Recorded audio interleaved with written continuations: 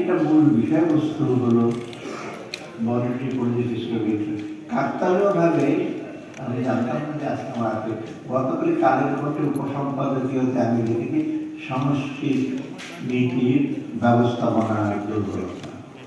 আমি হঠাৎ করে মনে হলো যে আমি মনিটারি পলিসি ফিসকাল পলিসি যে কোঅর্ডিনেশন সিম্বায়োসিস এটা সম্বন্ধে কথা বলি।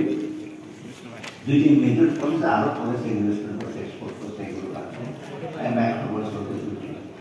এখন মনিটারি পলিসি ফিসকাল পলিসি সমন্বয় যদি সাধন না হয় একটা কিন্তু একদিকে আরেকটা তবে কিন্তু ফিসকাল পলিসি আমি বলবো যে ওভার রাইডিং এটা ফিসকাল পলিসি ব্যাপকতা অনেক বেশি।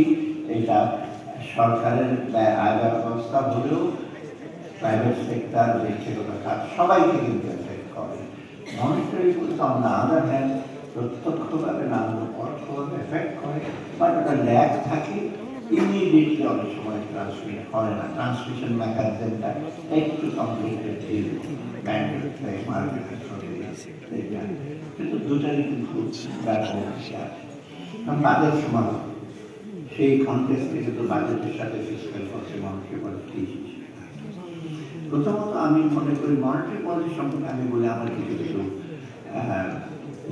রিজার্ভেশন।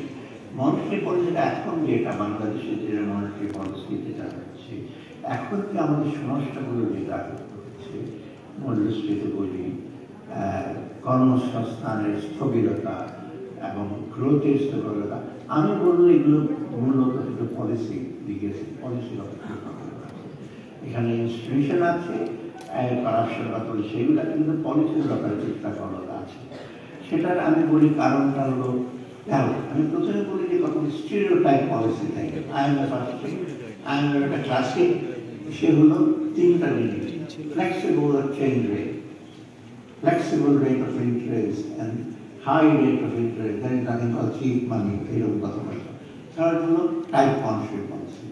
তিনটেই একেবারে সবসময় আত্মবাক্য, তিনটেই অ্যাডাম স্মিথের ইনভিজিবল হ্যান্ডের মতো সব করে ফেলবে, কিন্তু এর বাইরে কিন্তু যেটা বলি এর বাইরে অনেক জিনিস আছে।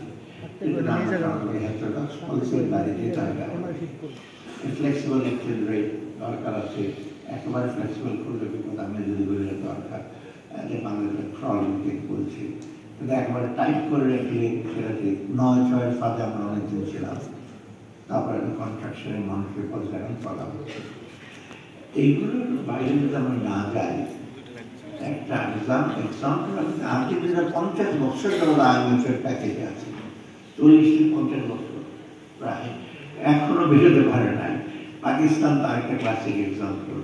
আরেকটা হলো আমি রিসেন্টলি দেখলাম কয়েকটা সেই HPIC আছে, হাইলি পোর ইনডেটেড কান্ট্রি। বাংলাদেশ ফর্চুনেটলি এটা না, এখনো না, আশা করি হবে না HPIC।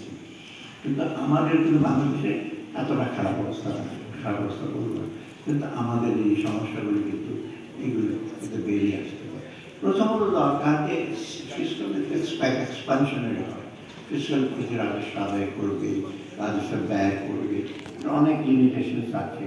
সেইগুলি স্কোপগুলো কি ব্যয় হবে না প্রত্যক্ষ খরচ, এই ব্যাপারে অনেক কিছু আছে। আমি বাজেট ওখানে যাবো না, তবে একটা মেইন ইস্যু আমরা ট্যাক্স ক্যাপাসিটি কম, পরোক্ষ করের দিকে চলে যায়। ইন্ডিয়ার খুব খুশি মনে যদি রাখে, খুব সহজেই ভ্যাটটার চাপিয়ে দেওয়া প্রত্যক্ষ করণে সোজা।